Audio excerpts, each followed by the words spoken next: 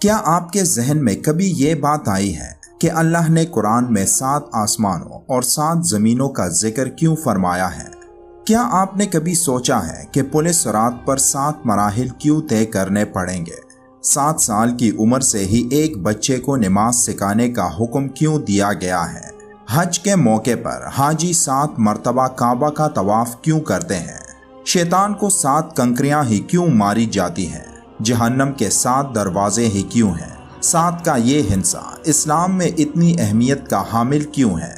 ناظرین کرام، قرآن کی آیات میں حیرت انگیز عددی ترتیب ایسے کمال طریقے سے موجود ہے جو یہ ثابت کرتی ہے کہ اس کائنات کو بنانے والا اور قرآن کو نازل کرنے والا ذات ایک اللہ ہی ہے۔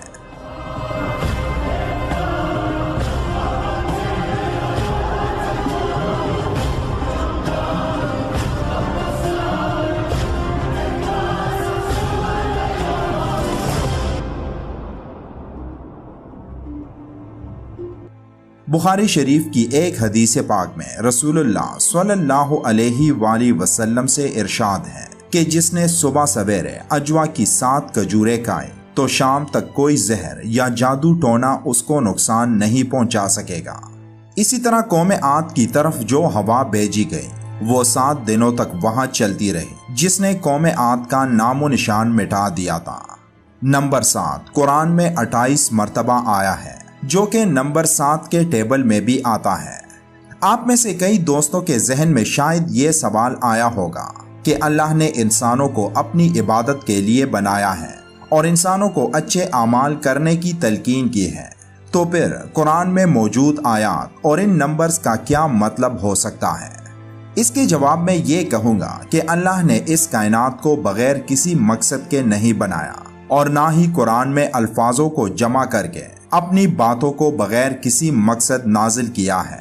اب اگر کوئی یہ کہے کہ ان آیات میں اللہ نے کیا جمع کر کے پورا قرآن نازل فرمایا، تو اس کا جواب نمبر 7 جو قرآن میں ایک حیران کن نیومیریکل یعنی عددی ترتیب ہے۔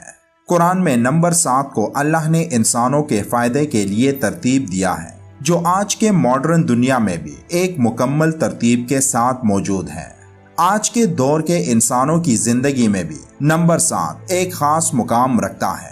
مثلا آج کی سائنسی سٹڈی سے ہمیں یہ معلوم ہوا ہے کہ زمین کے ماحول کے 7 لیئرز ہیں، اور اسی طرح زمین کے نیچے بھی 7 لیئرز موجود ہیں۔